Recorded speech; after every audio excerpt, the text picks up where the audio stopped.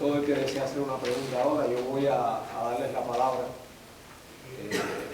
Por favor, que las preguntas sean concretas, porque normalmente, y sobre todo los cubanos, tenemos la costumbre de en vez de hacer una pregunta, damos una tercera conferencia, una cuarta, etcétera, para dar nuestra pregunta. Tenemos aquí dos conferencistas y ellos son los que nos van a dar respuesta a nuestras inquietudes y a nuestras preguntas. Así que tienen la palabra. Tenemos 15 minutos y después de eso hacer un compartir con vinito y algunas cositas. ¿Alguien desea alguna pregunta? Santiago, a ver. Quiero preguntarle a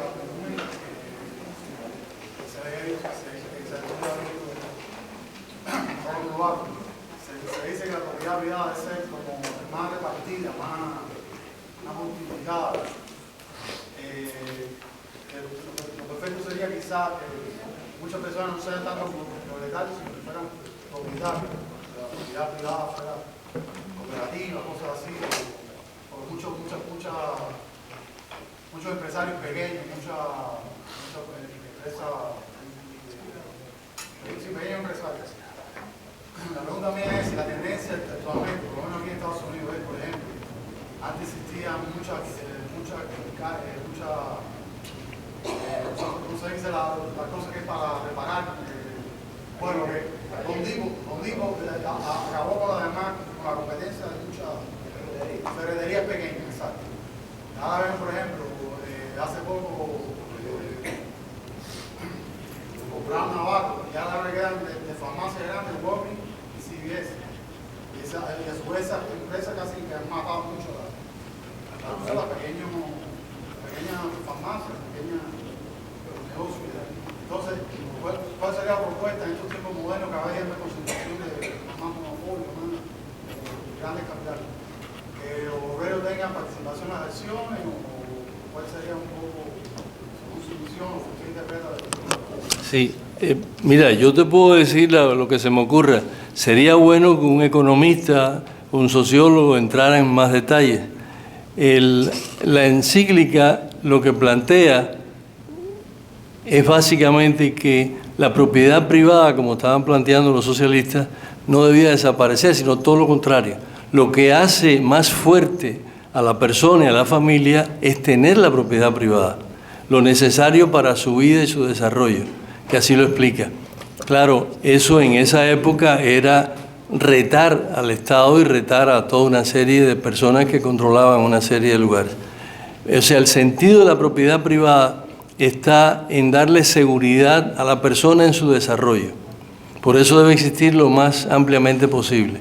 En este momento lo que se está dando es otro fenómeno diferente, ha pasado siglo y pico, y es una globalización, y entonces hay enormes empresas que van controlándolo todo. Por ejemplo, así le ha pasado a las carnicerías, así le ha pasado a las ferreterías, así le ha pasado a muchísimos negocios acá. Entonces, ¿dónde está el equilibrio? En que se pueda tener acceso con la nueva tecnología a nuevas empresas, a nuevas propiedades. Otro de los fenómenos que se está dando aquí, está un poco más en mi campo, que es el urbanismo, es que, por ejemplo, recuerdo no voy a dar nombre, pero recuerdo el lugar. ¿Se acuerdan lo que es Brickell y el río? Bueno, es más, en mi segundo trabajo aquí, yo trabajé allí, conozco el área bastante bien. Nos presentan un proyecto. Yo pertenezco a un board en la ciudad de Miami que se llama Urban Development Review Board. Y los proyectos que son de más de 200.000 pies cuadrados, pues entonces tienen que pasar por ese proceso de ser aprobados. Y entonces le pregunté al individuo porque era tan grande el proyecto que era un edificio básico enorme, como de 10 o 15, 12 plantas, 15 plantas, no recuerdo. Y entonces había 3 torres que llegaban cerca de 60 pisos cada uno. Y entonces dije, mire, aquí estamos discutiendo un permiso, pero evidentemente este proyecto no se puede hacer de una sola vez. O sea, un proyecto tan grande que por lo menos puede haber 4 o 5 etapas, 3 etapas. Y entonces el presidente de la compañía muy amablemente vino y habló. Y evidentemente ese edificio que se está haciendo, claro, con personas de aquí que trabajan, pero no se está haciendo ni con dinero local, ni es para venderlo al mercado. O sea, hay una escasez de vivienda y particularmente, por ejemplo, la renta ha subido extraordinariamente. Esos edificios siguen haciéndose para otras personas. O sea, en este mundo, particularmente en Miami, ya que tiene un estatus internacional muy alto y que realmente no tiene nada que envidiarle a Nueva York, tiene hasta mejor clima y mejor localización, pues entonces se están dando una serie de fenómenos que no son controlables por nosotros. Entonces, hay personas que traen dinero, por ejemplo, Brickell y Biscayne, sobre todo, me he enterado más, tienen mucho dinero euro. También hay dinero de otros lugares en Sudamérica. Está viniendo dinero del Asia. Pero esos son ya fenómenos que en realidad no tocan el tema de esta encíclica. Yo creo que pudiéramos pedirle a alguien, a un economista, que conozca en detalle estos detalles. Porque a mí me gustaría hablar sobre eso, pero es que hablar de una cosa que no conozco me luce una falta de seriedad. Es como si me pongo a hablar de medicina ahora. Yo lo que sé de medicina es cuando voy al médico y me dice algo. Pero realmente lo importante está en la idea central. Debe haber propiedad privada y es lo que va a estabilizar la propiedad. Y la propiedad privada debe ser hasta personal. Personal, familiar y de la comunidad, lo que quieran, pero debe haber propiedad privada, que es lo importante en cuanto a la dignidad de la persona, que no tiene que ser un asalariado. Lo que pasó en esa época es que había un montón de personas que se convertían en asalariados. Y si sigue este proceso así, de esas grandes compañías, grandes cantidades de personas van a ser simplemente asalariados. Claro, habría que ver entonces los salarios que nos permiten tener y que no nos permiten tener. Entonces, ¿tú quieres decir algo? Uno de los vástagos de la red Renovaron y de la doctrina social de la Iglesia es la teoría del distributismo. ¿Tú podrías señalar en qué se diferencia esa teoría de el estado de bienestar del web, o sea, el welfare?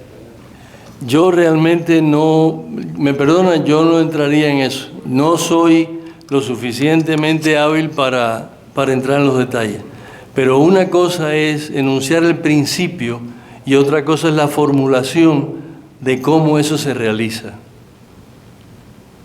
Yo creo que lo importante está en el principio de una justicia distributiva, pero no necesariamente la forma de hacerlo puede ser lo mismo aquí que en otros lados, o en un lugar que en otro. Yo tengo entendido que es la creación de mucha propiedad privada, o sea, la distribución de la propiedad privada en muchas pequeñas empresas, incluso en propiedad privada en el sentido de tener la casa propia. Es lo mismo que hablamos anteriormente, por eso, es de qué manera cada persona, cada familia puede tener una propiedad privada que lo haga responsable y que lo haga además una persona que pueda desarrollarse a su plena capacidad. Y entonces eso debe estar distribuido, pero no es que venga el Estado y le diga usted tiene que hacer esto y esto y de 8 a 4. No se trata de eso. Pero realmente, me perdonan, yo no entraría en eso. Yo creo que para explicar estas cosas, oigo muchas cosas por ahí y les confieso que creo que tengo la idea, pero yo no soy capaz de explicar una cosa técnicamente, seriamente, en profundidad, si no conozco eso. Quizás esté, no sé, influido un poco por el tipo de trabajo que yo hago, pero no me meto a hacer cosas que no sé. Mi pregunta es, en teoría se parecen poetas, pero ¿tú crees que la práctica ha mostrado muchos fracasos? ¿Cierto? Por ejemplo, los sindicatos se mostró que realmente han sido fracasos hoy en día, se están acabando las compañías, y lo mismo que vemos ahora, la distribución de los bienes ha sido casi imposible, ¿no? Y aquí la mayoría de la gente muere y nunca es propietaria de lo que tiene. Mira, no sé, me parece que es una visión un poquito más pesimista que la mía. Yo diría que no es tanto así. ¿Por qué? Porque una cosa es que el sindicato use mal de sus recursos y otra cosa es que la idea del sindicato, el asociar personas que no tienen el poder en sí mismo y que al asociarse entonces puedan en realidad tener más posibilidades, eso no es malo, eso es extraordinariamente bueno y es lo que recomienda la encíclica. Otra cosa es que la corrupción haga que entonces yo me voy con el candidato que me ofrece más o me parece que este es mejor porque al tío de Yello le conviene esto. Son cosas diferentes, o sea, la operación en sí misma tiene que ser de integridad. Y me parece que la extensión de la propiedad privada y una mayor distribución siempre es buena, porque llega a más. O sea, esto no es problema. Por eso es tan importante en el concepto de propiedad privada, primero que hay que respetarlo y hay que defenderlo, pero no es un uso y abuso de la propiedad, es un uso limitado. Uno no puede hacer barbaridad, tratar de controlar todo, sencillamente darle la mala a todo el mundo y quedarme yo con todo, y entonces ver que yo soy el que defiendo la propiedad privada y los demás qué. Además, el uso de los bienes de la tierra me parece que es sumamente importante. No hemos entrado en el otro esquema que tengo ahí, se habla un poquito de esto, ¿no? Y yo creo que es interesante. Pero me parece que si vemos lo que pasó a partir del 91, claro, de antes ya venía una serie de propuestas y creo que el doctor Santiago Cárdenas habló de otros antecedentes también, que el Papa asume toda una serie de cuestiones que se van dando dentro de este equipo apostólico. Pero es una gran diferencia y creo que hemos mejorado muchísimo. Y ahora solo en este país, por ejemplo, aquí estamos, de esa época ahora, creo que hemos mejorado. Que se pueda tener un bache en un momento determinado es otra cosa. Pero generalmente se puede identificar y se puede señalar con el dedo qué fue lo que pasó. Por eso es tan importante que haya lo que aquí se le llama accountability, o sea, no es que pasa y no pasa nada, que eso era el sentido del Estado anteriormente, no, es que tiene que ser responsable de que se haga la justicia. Es más, hay un tema, lo trato muy corto, quizás no lo puedo explicar, pero en amplitud, pero un tema fundamental que nos está chocando todos los días. Y es que cuando nosotros estamos hablando de justicia, esa justicia tiene que estar basada en la verdad. ¿Quién es el que controla las decisiones si lo que están discutiendo no es verdad? Y esa verdad es lo fundamental. Hay una encíclica inclusive anterior a esta que habla de ese tipo de cosas. Y es muy bueno tener libertad, pero esa libertad tiene que ser ejercida para la justicia, pero tiene que haber un elemento fundamental, que es verdad. Si no hay verdad, entonces se puede. Bueno, ¿cómo estos sindicatos, por ejemplo, específicamente, los camioneros o los de la educación, apoyan ciertas cosas que no son en beneficio de su clase? Son en beneficio. Yo recuerdo hace unos años aquí, el tal Tornillo, creo que se llamaba, que se fue a Hawái y después tuvo que pagar no sé cuánto, y después nunca fue a la cárcel, pero... Tornelo, bueno, entonces yo me quedé con el Tornillo. Entonces, realmente tiene que haber la manera de que esto sea juzgado, pero en verdad. ¿Qué fue lo que pasó? Aquí en el puerto, lo sabemos, pasaron una serie de cosas, no pasó nada. Y que si Luneta sí, que si Luneta no, y después no pasó nada. Entonces, una de las cosas que tenemos que aprender es no solo esta teoría, que es interesante y es bella, pero cómo nosotros aplicamos a nuestro entorno este tipo de cosas. Y creo que donde está el desafío, donde estamos nosotros. Si nosotros nos vamos a fijar en lo que está pasando en este momento en Florencia, me parece que va a costar un poquito de trabajo. Yo creo que ya son las 10 menos cuarto. Y es más importante tomar algo y oír.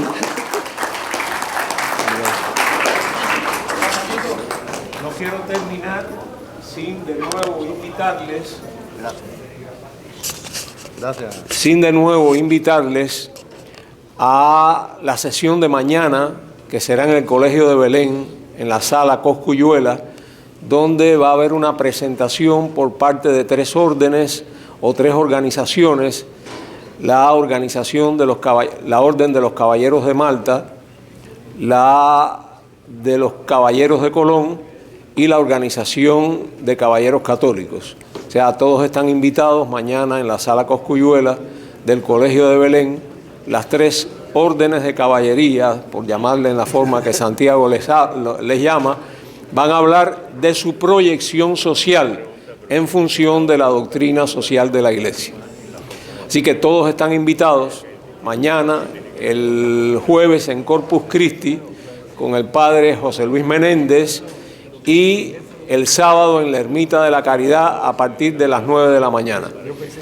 Mañana y pasado de 8 a 10 también.